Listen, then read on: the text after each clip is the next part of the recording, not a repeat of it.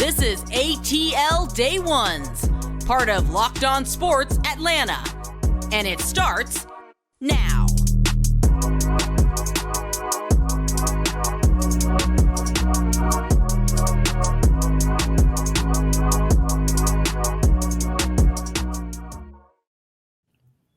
Welcome into ATL Day Ones with Jarvis and Tenitra. We want to just say thank you for making ATL Day Ones your first listen of the day. Remember, we're free and available wherever you download your podcast, and wherever you download your podcast, make sure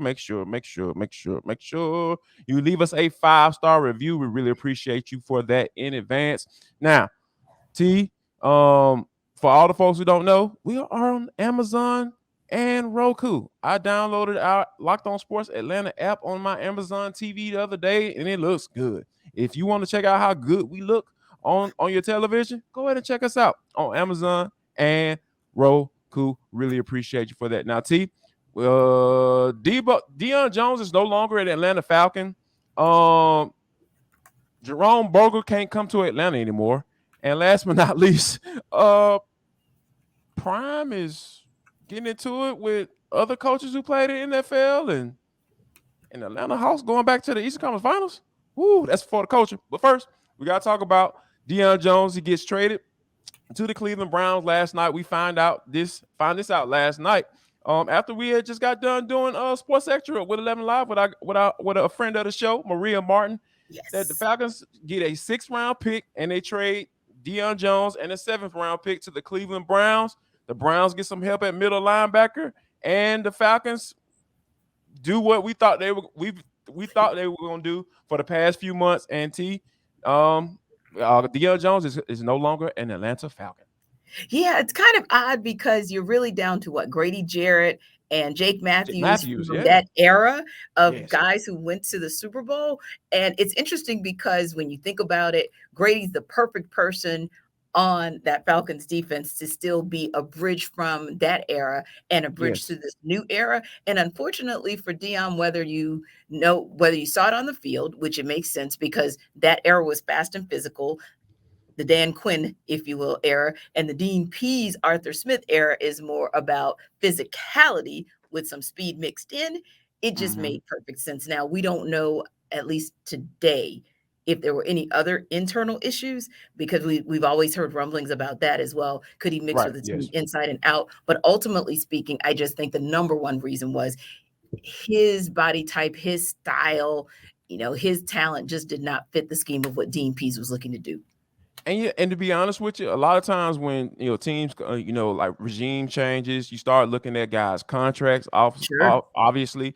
Then you start looking at guys' production, and I think that when you look, those two factors were the main reasons why I think Deion Jones is no longer here, because he had a bad contract and he wasn't himself. Like, he just wasn't himself. And like you mentioned, just wasn't a good fit for what they were trying to do on defense, because, the linebackers no longer look like guys that can play safety. The linebackers look like guys like Anderson, like Anderson. Get a little choked up on Deion, just joking. Yes, I know you're hurt. I could tell in your eye, that by the look of your eye, that you're hurting over there, that Deion Jones is no longer an Atlanta Falcon. Yeah, but I like Devo as a human because he's from my area, so I'm always gonna like him and root for him as a human. But like you said, your main two reasons, the physicality just wasn't there in terms of that body type. We know what this team is looking for now. Right. We see it in a Michael Walker, for example, as a prototype, right? Yes. And Deion Jones was that last heavy contract that you simply had to get rid of. Yes, indeed. Like those albatross contracts, they are no longer here. So now the Falcons can move forward financially and try to get some things figured out as they move along for the 2021 season. We'll talk about what happened in that game in a little bit, but we got to talk about the Braves. Some good stuff. The Atlanta Braves, we know who they're going to be playing against. They're going to play against the Philadelphia Phillies. Now, I was not a big fan of them playing the St. Louis Cardinals, but I do, we talked about this last night on Sports Extra. I was like, I really feel confident the Braves can get it done. But what's one thing that you feel like that's a big concern for you as they get ready to take on the Philadelphia Phillies? it was the one thing that during Sports Extra, and I was just sharing with one of our buddies this morning, friend to the show, Andy Bunker, that I sometimes, I rarely, like 1% of the time in my life, do I cave under pressure. But we were in that moment where we were like, we've got to get this done. We've got to get this done. And we go back and forth. So when you said sweep, I was like, fine, I'll just go with it. But I will tell you, in the back of my mind, the one thing that made me think that it may go to game 4 is if Ranger Suarez starts in game 1. Because at the beginning of the season, yes, the Braves kind of had his number. At the end of the season, he kind of had theirs. So that's where my concern is. That's probably the only concern, because I do believe, but ultimately the bats for the Braves will more than get it done. Because when you look at, for example, Austin Riley, who for his career has been batting over 400, I don't care about the slump of late. He's been fine against the Phillies and even against Ranger Suarez. Michael Harris II has also been fine against him too. So I feel confident that the Braves are going to get it done. But if it stretches to 4 or 5, it'll be because of that guy. And Jarvis, I didn't think about this until after the fact last night.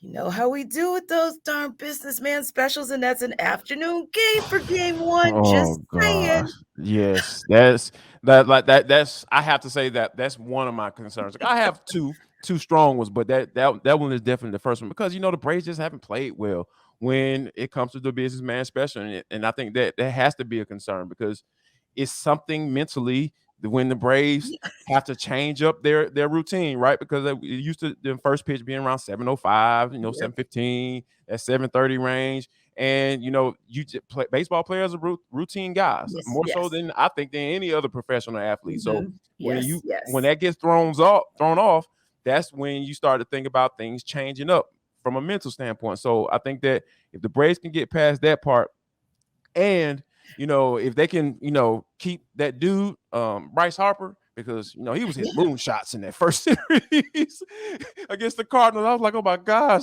is this dude starting to heat up? And I think that those are the two things that I think that if the Braves can kind of keep at bay, I think they'll be perfectly fine. Now, the other thing I think that can be encouraging is this, not necessarily from the perspective of sweeping, but if it does get to a game 4, Spencer Strider is on his way back. Alex Anthopoulos made a statement last night saying, hey, he is excited about the possibility of him coming back in the NLDS. And low key, they signed Spencer Strider to a 6-year deal this morning worth $72 million, or $75 million. And I really do feel like that was kind of an indication of not only do we want to keep him for the long term, but just a little tip of the hat, like, he's on his way back, and it's not going to be the NLCS either.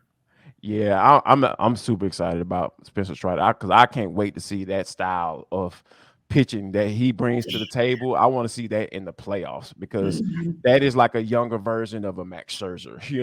Like we don't want him to show up like Max Scherzer did for the Mets, but I think that Spencer Strider is the guy that I think that if he can get to the point where he's healthy enough to be that third guy to go in that third game, because I think that it's going to fall where Aaron Nola is going to more than likely going to pitch in that third game. Yeah, it looks second like, that's what it looks like. Second or third, it seems like they're kind of playing chess with us. But of course, of course they are. Sure they are. But I think that if that kind of falls into play, I'd be more than confident with putting him on the mound on one of their better guys in their rotation. Now, like I mentioned, the Mets lost.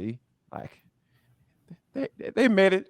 And they just completed They completed the meltdown like of epic proportions. So let me tell you something, New York fans, New York folks. And listen, I love my Yankees, so I'm going to hate on you that way too. But I forgive you for that. Yeah. Go right ahead. I'm never going to apologize for being a Braves and a Yankees fan. That's right. Yes. Sure am. But I will tell you, with the Mets, it's like, that's shameful. Like, even if for some reason the Braves don't get it done in the NLDS, 2 things. Number one, they battled all the way back from 10.5 games and went a step further than you did. And I don't expect the Braves to go out like suckers and go out basically being shut out. Not going to happen. Right. Not going to happen. Like, what they did in this last part of this season is scary. Scary. So all of the trolling that we've seen over the last 24 hours, well, I mean, Mets, you earned it. Yeah, no doubt about it. And because they won 101 games. That's like nothing to sneeze at. And then, people gonna be calling for Buck Showalter to get fired and all that stuff. And I'm just like, yes, I can't wait. This is so great. Like, y'all don't understand. Like, y'all haven't been terrible for the past however long. And yeah, y'all won 101 games and y'all talking about firing the manager that actually orchestrated it. Like, okay, sure, why not? Stay at the bottom of the barrel like you're going to be next year when Jacob deGrom leaves and more likely becomes an Atlanta Brave. Oh, I can't wait to have that conversation. Goodness gracious. The pettiness that's going to ooze from this show when that happens. Right. Get right. It's going down that day. But I think that, it's definitely going to have to keep an eye on the Braves as they, get ready to take on the Philadelphia Phillies tomorrow. Can't wait for that. But Georgia Bulldogs seem to have an issue with how they start games. They've been able to finish because they're still undefeated at 6-0. We get it, understand. But what is going on with how they start games? And do you think that Stetson Bennett is the reason for that?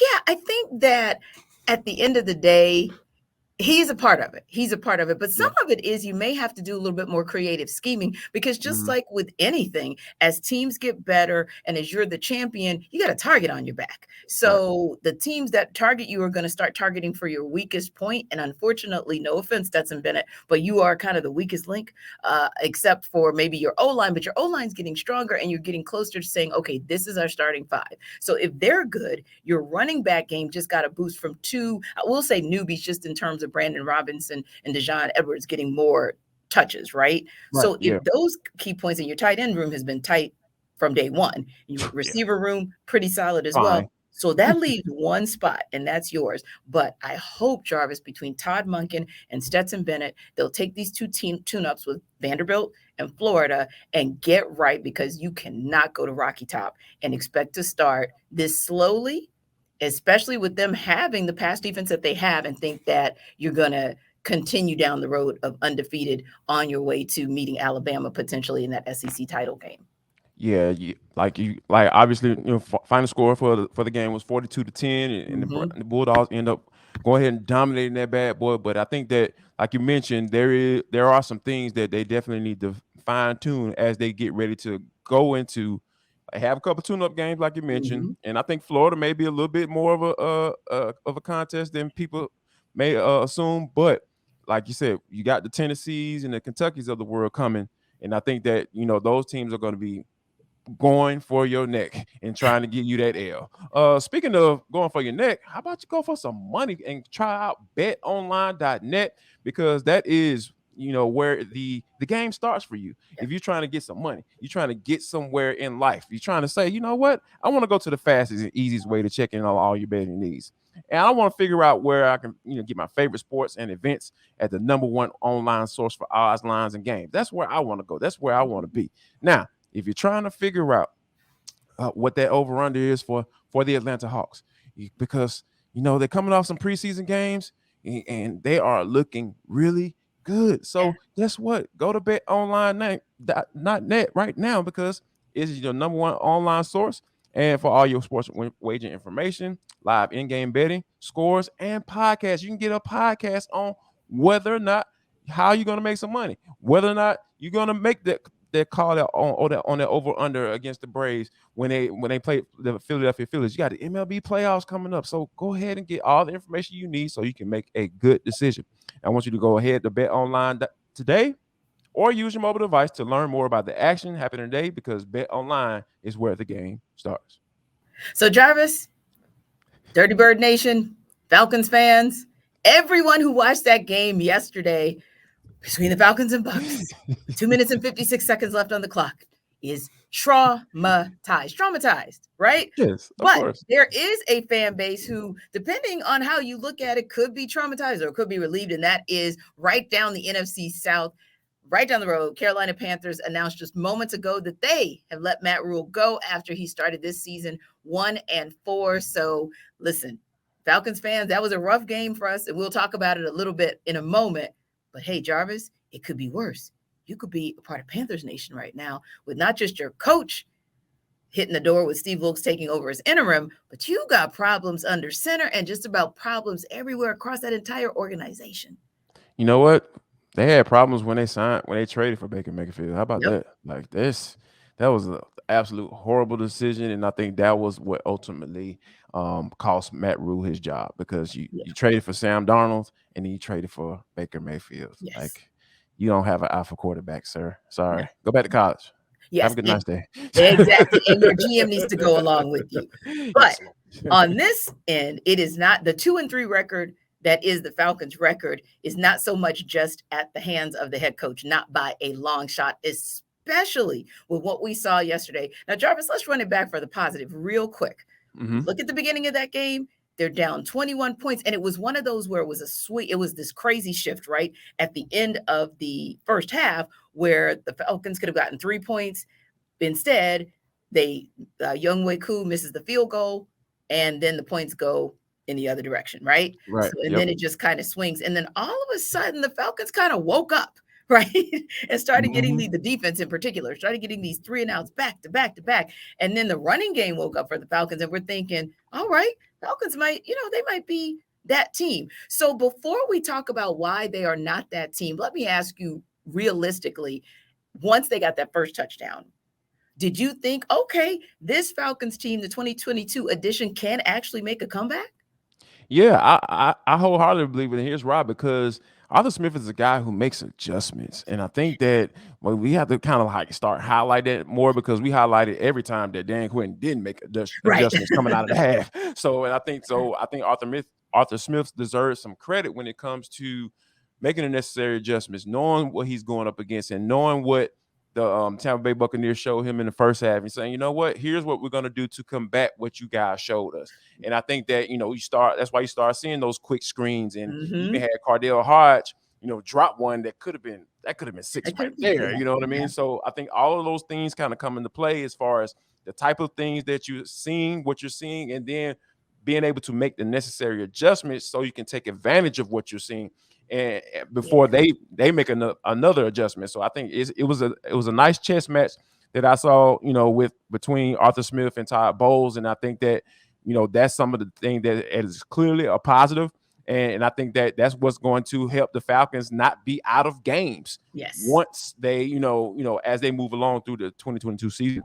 And I also felt like Dean Pease made some good adjustments. Not that the defense wasn't trying, but you just saw some tweaks here and there. Like with the run game, you even saw the secondary coming up and saying, no, you're not getting past the first level. And that's where you start to see, when we were talking about it earlier, that physicality that you not just see in the linebacker core or in the trenches, but you're also seeing everywhere. So I think that's also what makes you feel like, wow, when your defense gives you a chance like this, all you need is at least one part of the offense, one dimension of the offense to do its job, which the run game did come alive. Now, let's just be real, however. You get down to it, and hey, you had 2 games in a row where thou shalt not pass.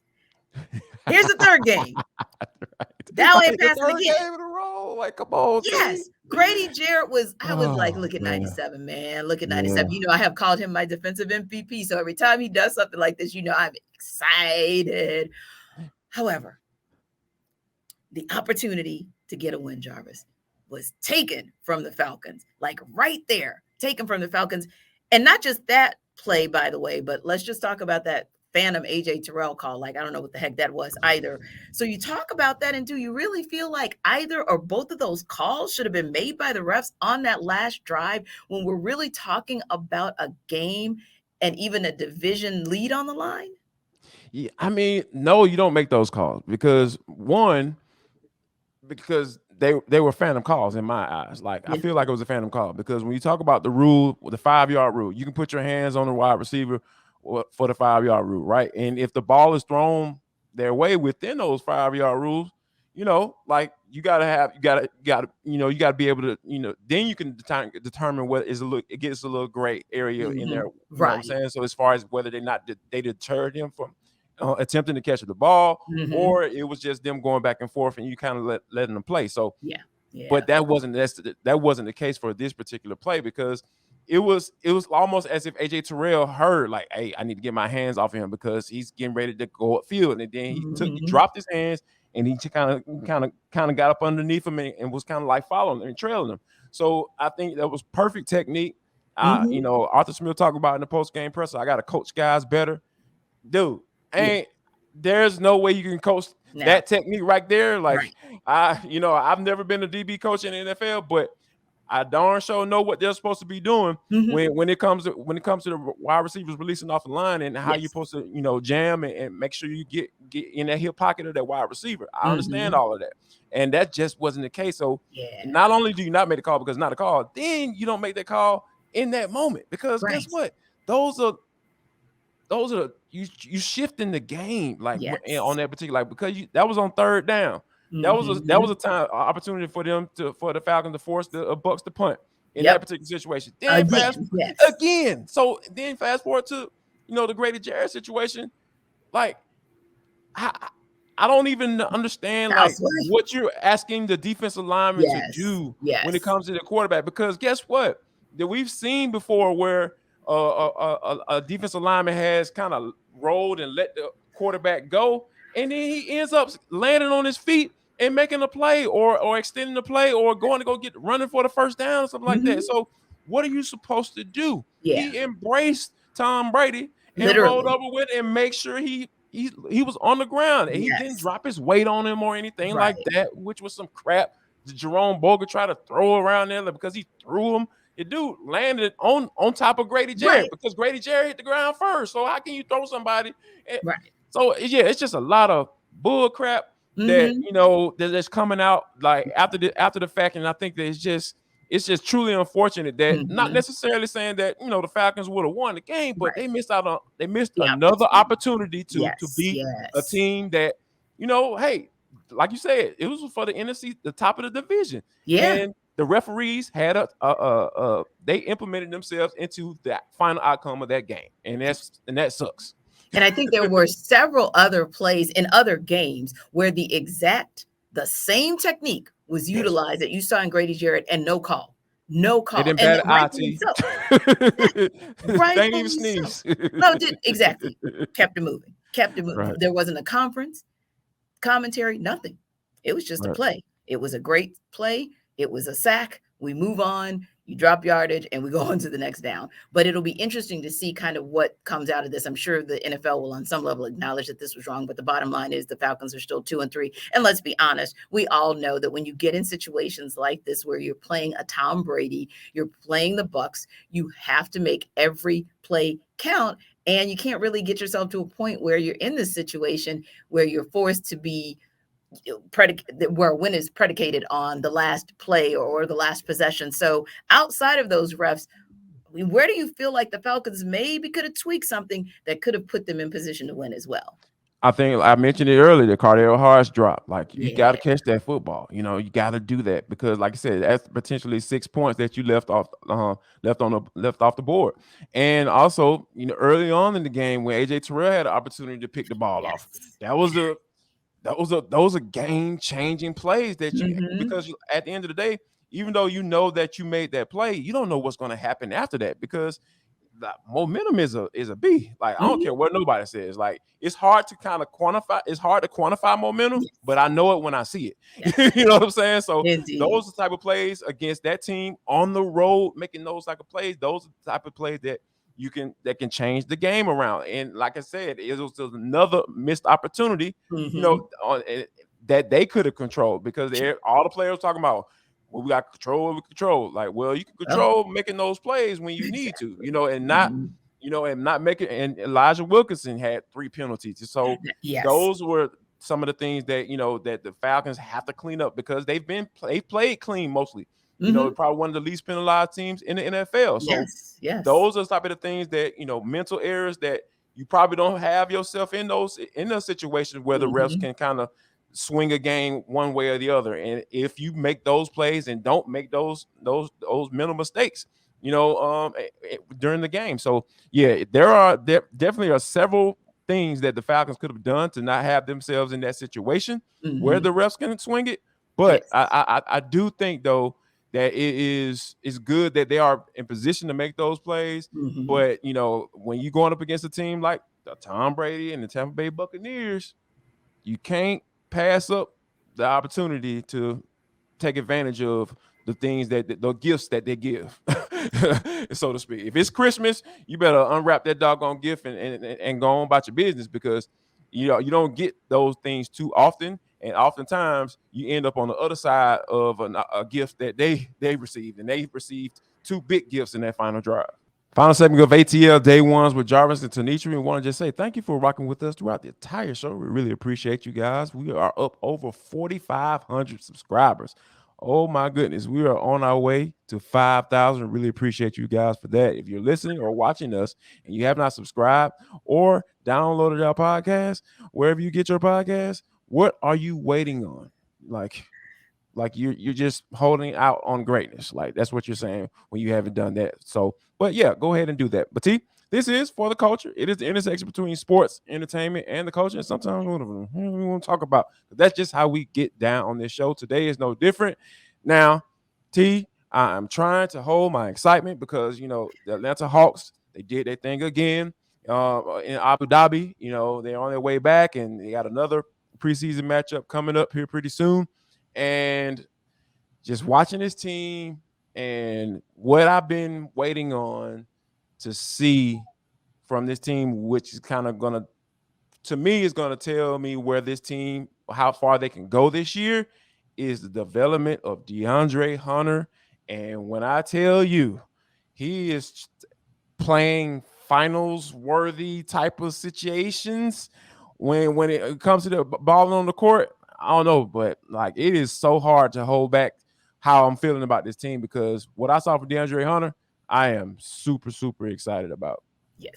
Now, for those of you who are ATL Day One fans, for those of you who are Jarvis and Tenitra fans, for those of you who watch Tenitra talk about the Hawks 24/7, you also know I talk about Dre 24/7. Yes, indeed. For every day for like a month, it was Dre Day. It was Dre Day. When is Dre coming back? That was last December.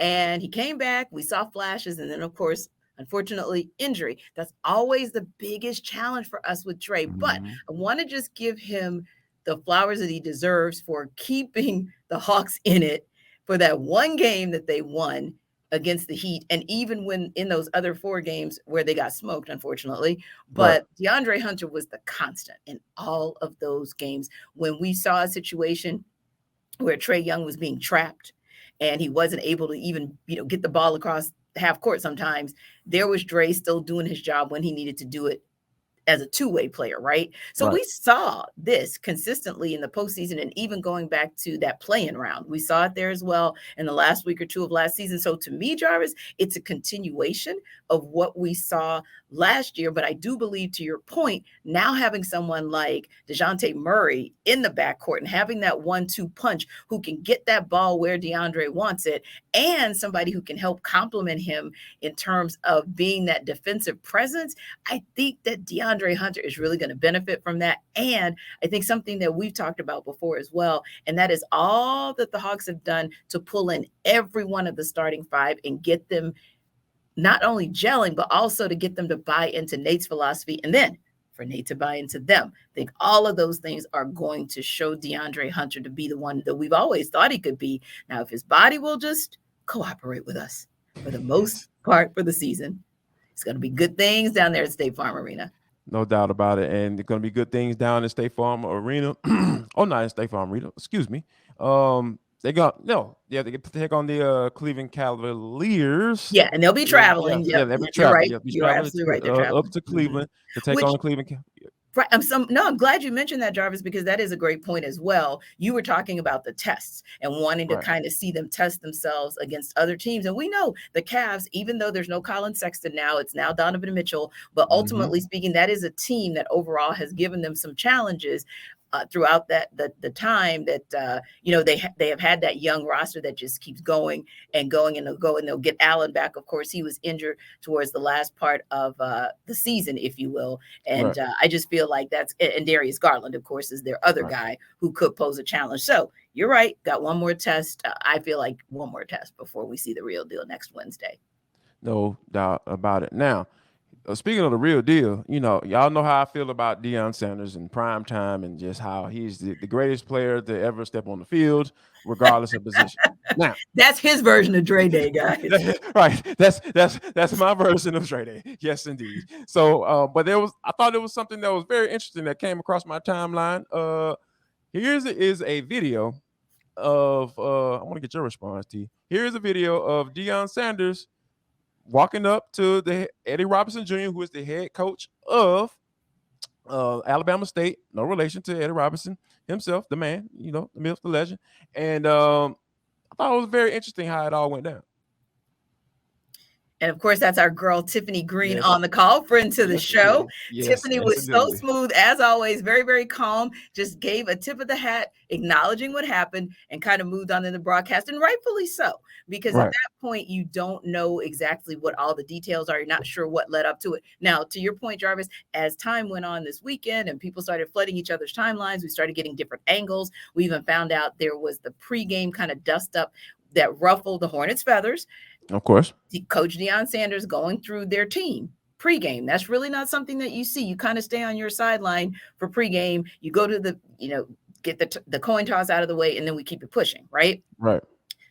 I feel like, and these are just things that I've heard, right, from multiple sources.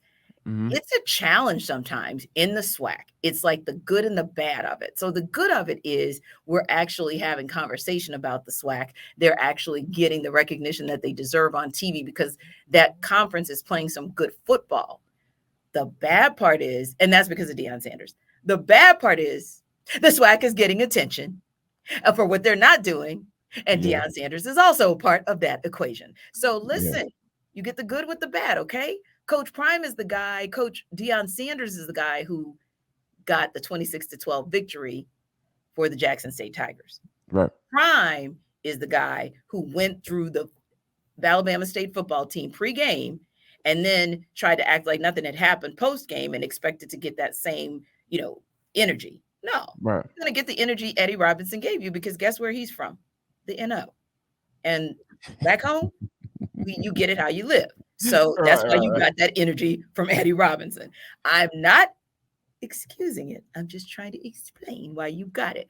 But I also believe that it's an opportunity at some point, once the dust settles, for Eddie Robinson to hopefully humble himself behind closed doors and tell his team, this is not the way you handle this. You always take the high road because I still feel like Eddie Robinson could have done a little bit better in how he managed through that because you already know who you're dealing with on the other side. You already know. So it's up to you to assume the position and act accordingly. And I just don't believe he did that in that moment. No. Yeah, he didn't. He did. I mean, because to be honest with you, like I've kind of changed my opinion on what happened, kind of evolved. The initial video, I was upset. I'm like, dude, why you tripping?